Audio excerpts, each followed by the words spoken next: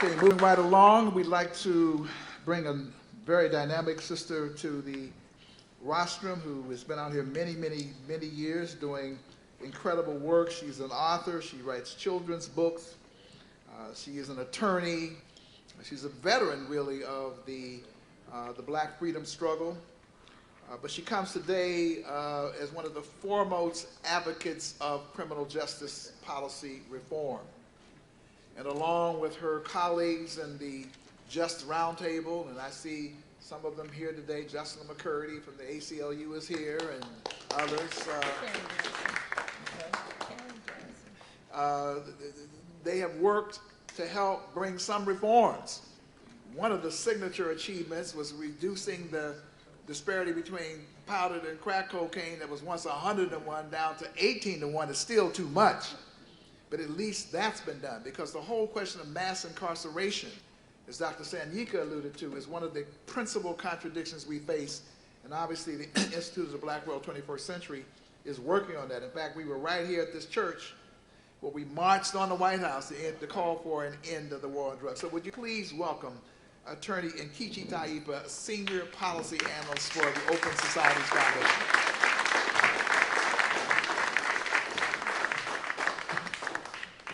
Thank you so very much, Dr. Daniels. Thank you, Metropolitan AME Church, for always being there.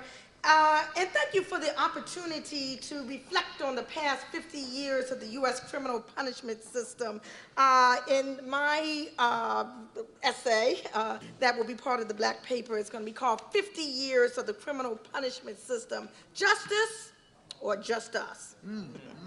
In 1963, Commissioner of Public Safety Bull Connor used fire hoses and police dogs to control black demonstrators and their allies. That same year, saw a hung jury in the trial of the person who viciously gunned down Medgar Evers in his own driveway. It was also the year where 4 little black girls were blown to bits in Sunday school. You see, 50 years ago, the police and the Klan worked hand in hand. It was overt. It was direct.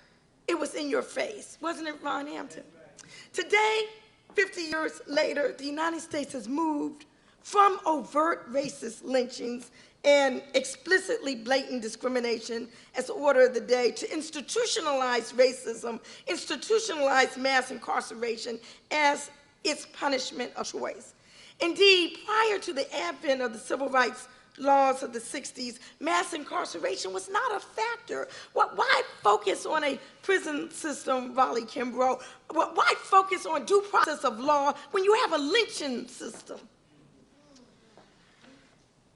So what does a bird's eye view of the past 5 decades reveal? It unabashedly provocative terms, in my humble opinion, it reveals a seismic shift towards symptoms of genocide as the system of mass incarceration decimates not only individuals and families, but generations of black people as well.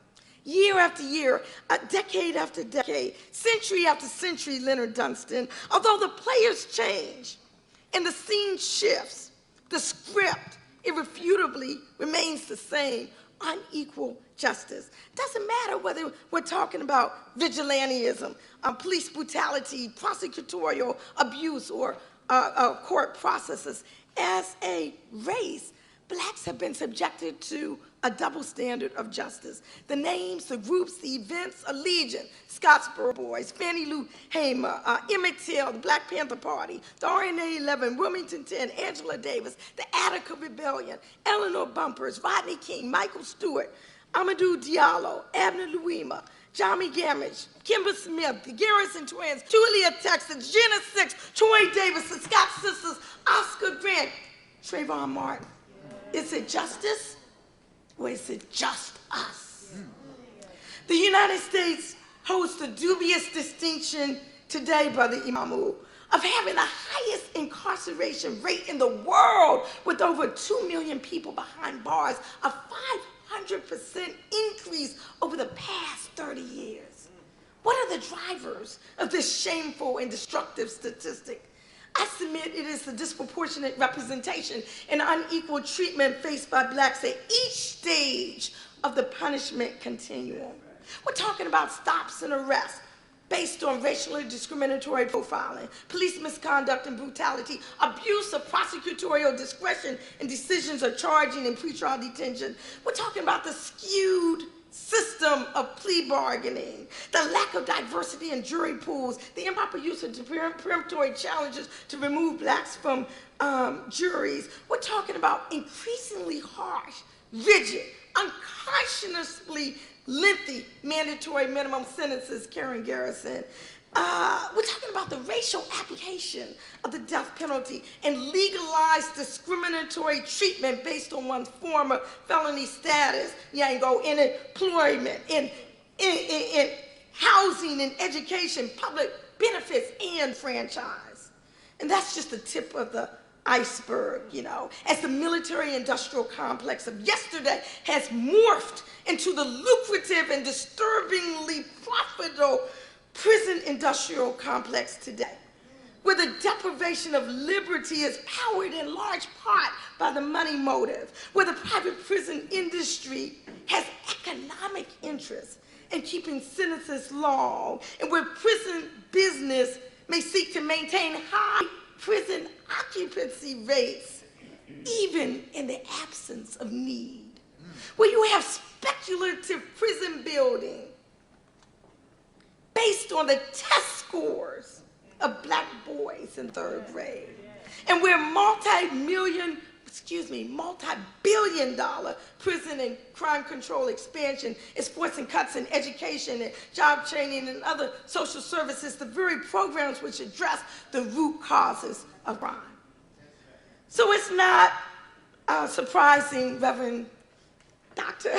Gravely Curry, that after the Civil Rights era, we see the advent of more and more punitive criminal punishment laws which have caused the rate of incarceration of blacks to astronomically rise. And the laws today are often not intentional, but rather institutional in nature, where disparate treatment is codified within the structural fabric of social institutions and manifests without the need for a specific person, a distinct actor, to perpetuate a discriminatory act.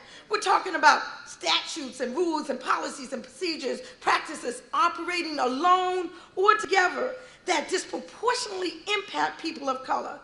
The racism of today, Jocelyn, is subtle and structurally embedded in police departments and prosecutor offices and courtrooms. It is found in laws that look fair, but nevertheless have a racially discriminatory impact. Just flashing through the decades, Taiwan, we see that the 70s brought the Supreme Court ruling that the death penalty was not unconstitutional, reinstating states' ability to execute. The 80s was shepherded in by the war on drugs, which it practiced with, Ron, as you know, is a war on black communities with the institution of the Anti-Drug Abuse Act, which grossly differentiated between crack and powder cocaine and sentencing, and instituted broad conspiracy provisions which caused more and more low-level people, and increasingly women, to be subject to these laws. And the end of the decade ushered the proliferation of metal detectors and school resource officers in many schools, the first step down the slippery school-to-prison pipeline. And it was during the 80s, Charlotte, that the prison population exceeded the 1 million mark. The 1990s, Lydia, brought even more draconian measures, in particular the Crime Bill of 1994, which included the largest expansion of the death penalty in modern times, the proliferation of scores and scores of mandatory minimum sentences, the institution of the federal three strikes law, the trying of 13-year-olds as adults, and a refusal to address the infamous crack powder cocaine disparity, and money to states to build more and more prisons in exchange for the adoption of measures that keep people in prison for longer and longer periods of time. The turn of the century saw the prison population rise to 1.4 million people incarcerated. And today, now, Takari, there are more than 2 million people behind bars. The new century also saw massive numbers who were sentenced to unconsciously long mandatory minimum sentences during the 80s, who are now beginning to be released from prison after serving long 10, 15, 20, 25 years and more behind bars. many of whom were first-time nonviolent offenders, finding themselves confronted with a plethora of obstacles and discriminatory barriers to successful reentry into society, negatively impacting employment, housing, education, public benefits, and voting solely as a result of one's prior felony status. Chester, it's past time that we confront the disastrous policies of the past half-century. This country's mammoth experiment in mass incarceration has been an abysmal failure, producing conditions of life calculated to bring about the destruction of a race. Kudos to Michelle Alexander for popularizing the analogy of today's system of mass incarceration with earlier systems of social control, such as Jim Crow. Yes, Rasafiq, we're talking about the institutionalization of second-class citizenship once one is released from imprisonment. Yes, we are talking about disparate treatment and profiling, arrest, and sentencing. But we may also be talking about the possible extermination of generations as well. Perhaps we need to just take a peek at the stark correlation between the internationally accepted definition of genocide and the juxtaposition of that definition against the impact of the new Jim Crow in the criminal punishment system, which includes not only killing members of the group and causing serious bodily or mental harm to members of the group, but also deliberately inflicting upon the group conditions of life calculated to bring about their destruction in whole or in part. Perhaps this heightened nomenclature will shock the public's conscience into sparking a real revolution in criminal justice policies and practices, as opposed to yet another shift in focus to a still newer system of control. Perhaps we need to push the envelope a bit further and ask, can the United States government abide by the mandates that a global framework to justice issues presents? Or are we once again relegated to Dred Scott justice, where the human rights of African-descended people are not bound to be respected? As I bring these remarks to a close, there is light at the end of the tunnel. Just last week, in the 5th decade of both the March on Washington and the war on drugs, the top law enforcement official in this country, Attorney General Eric Holder, delivered a pivotal speech which has reinvigorated the policy discussion around widespread incarceration and reducing flaws of a system that sends too many people of color to prison. Holder envisioned that the policies outlined in his speech will recalibrate the federal criminal justice system by correcting obstacles, inefficiencies, and inequities, and transform law enforcement strategies so that they alleviate rather than exacerbate harsh punishment. He has vowed to rethink mandatory minimum sentences, confront the school-to-prison pipeline, intensify indigent defense services, expand compassionate release, enhance diversion programs, review unnecessary collateral consequences, increase victim services, and put the federal focus on major serious lawbreakers rather than bit players. In conclusion, while those among us who are the scholars, Zachary and Tangolisi, Michael, everybody else scholars, okay.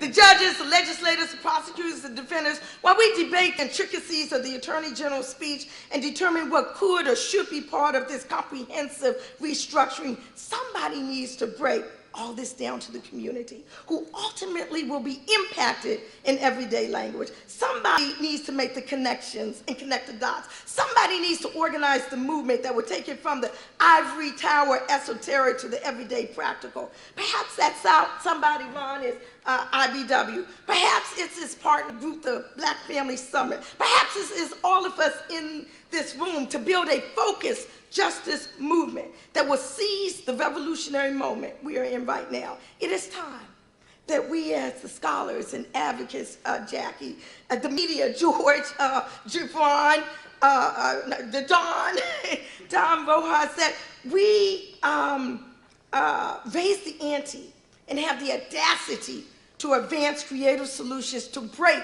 the criminal punishment continuum once and for all, and fashion new systems based on prevention rather than punishment, compassion rather than criminalization. The mass incarceration, the mass criminalization, the institutionalized genocide of Black people must end. What we need, Ron, is justice, not just us. Yeah.